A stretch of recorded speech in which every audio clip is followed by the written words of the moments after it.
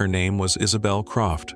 Born and raised amidst the sun-drenched landscapes of California, USA, Isabel harbored a profound love for animals from a young age. After graduating from university with a degree in wildlife conservation, she landed her dream job at the Wildhaven Biological Center, located at 1500 Usis Ave, San Diego, CA 92101, USA. There, Isabel dedicated herself to caring for a diverse array of species, including some of the rarest creatures on Earth.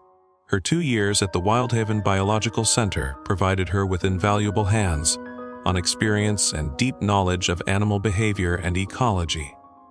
Yet, a restless spirit yearned for more, a deeper connection with animals in their natural habitats. This longing led Isabel to leave the U.S. and embark on a life-altering journey to Africa, where she joined the ranks of the Savage Lands Conservation Area in Kenya. She believed this was where she could truly dedicate her life to wildlife protection. Her initial days at the Savage Lands were a test of endurance. The climate was unforgiving. Scorching temperatures by day gave way to freezing nights.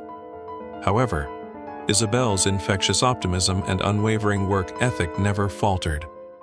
Her daily routine involved rigorous patrols, tracking animal movements, and diligently searching for any signs of poaching activity. Isabel's warm and approachable nature quickly endeared her to her local colleagues. They admired her courage and relentless dedication. In her rare moments of downtime, she would often venture out alone, observing the intricate behaviors of lions, elephants, rhinoceroses, and countless other species. Every observation, every new insight, was meticulously recorded in her battered field notebook. Her solid 2-year foundation from the Wildhaven Biological Center proved invaluable, equipping her to handle almost any unforeseen situation. As the months passed, Isabel adapted seamlessly to life in the Mara. She confidently navigated the challenging terrain of the grasslands in her rugged ATV. Typically, she would patrol with a partner for safety, a standard procedure for all rangers. But one crisp morning, her usual teammate Keto was suddenly struck with a severe fever. With patrol duties being non-negotiable, Isabel made the courageous decision to go alone. She packed ample water, energy bars, and her essential protective gear, including her tranquilizer rifle. The day was brutally hot, the sun beating down mercilessly on the vast savanna. Yet, her determination, fueled by her deep affection for the animals, gave her strength. Isabel fully expected this solo patrol to be routine. Her off-road vehicle slowly churned through the tall grasses, leaving a faint dust trail. Along the way, she diligently noted fresh antelope tracks and scanned the horizon for any signs of lion prides. Suddenly, her sharp eyes caught sight of a suspicious-looking truck, oddly parked near a dense thicket. Her heart immediately quickened. A surge of suspicion washed over her. She slowed her ATV, bringing it to a silent halt, and reached for her binoculars. The truck appeared brand new, its license plates conspicuously absent. Isabel, driven by instinct, decided to approach the vehicle, signaling the driver to stop. At first, the truck continued to move slowly, almost as if ignoring her presence. But with a resolute glare and a firm, unmistakable hand gesture, she compelled it to stop barely a meter from her.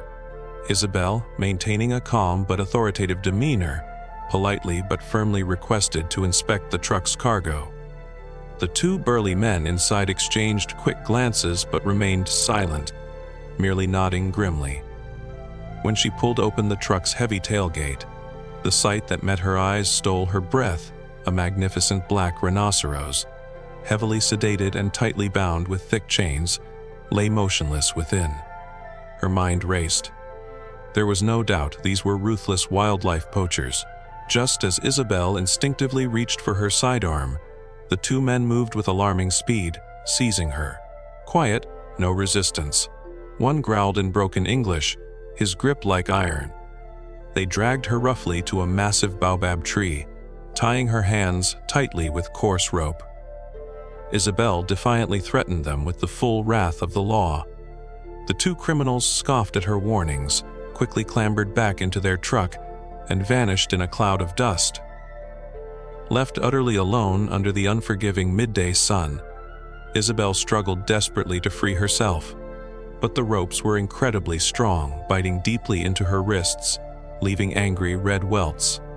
Her throat became parched, and sweat poured down her face. The scorching heat of the savannah began to overwhelm her, pushing her to the brink of consciousness. Isabel started to drift, the shimmering silhouette of the distant acacia trees blurring before her eyes.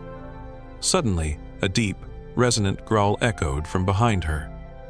The sound grew closer, rumbling with an undeniable power, forcing her back to full awareness. She forced her eyes open and gasped, startled to see a pride of lionesses, their golden eyes fixed on her, slowly approaching. Isabel's heart hammered against her ribs, pure terror seizing every nerve.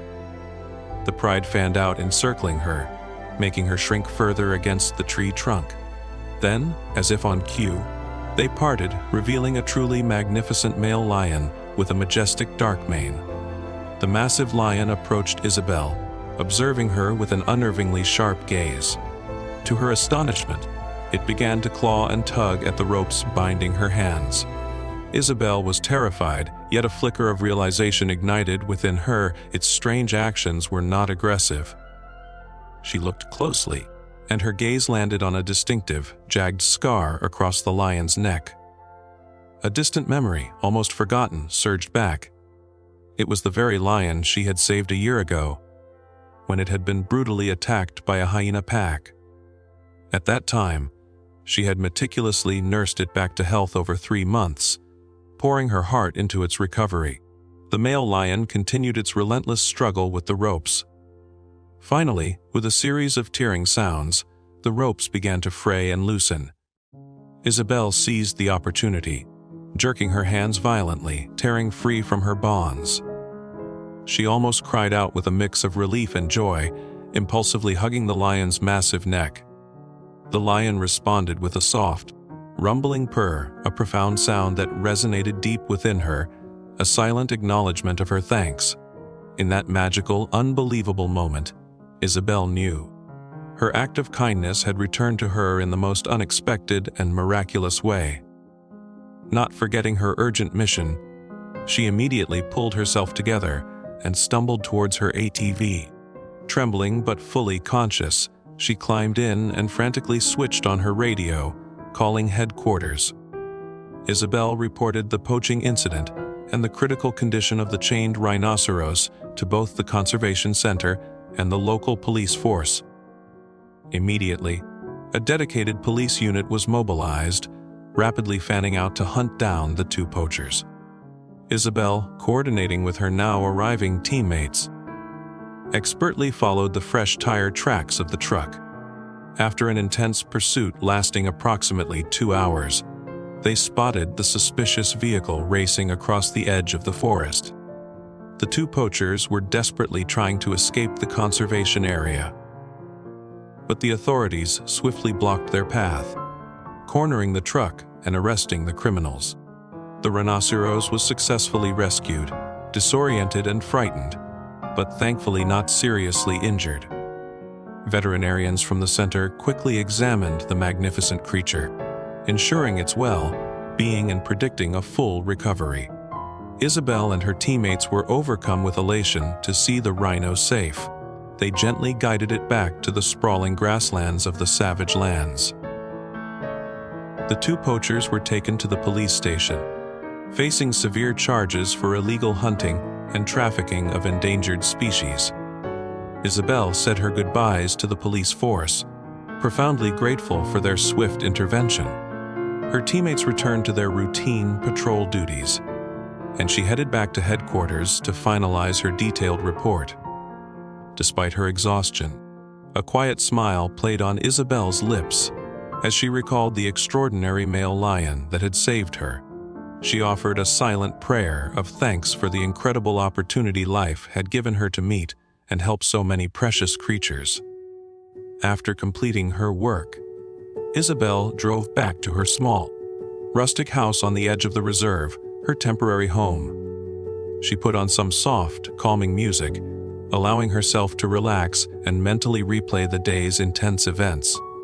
Before drifting off to sleep, Isabel didn't forget to thank fate for such an unbelievably lucky and miraculous day.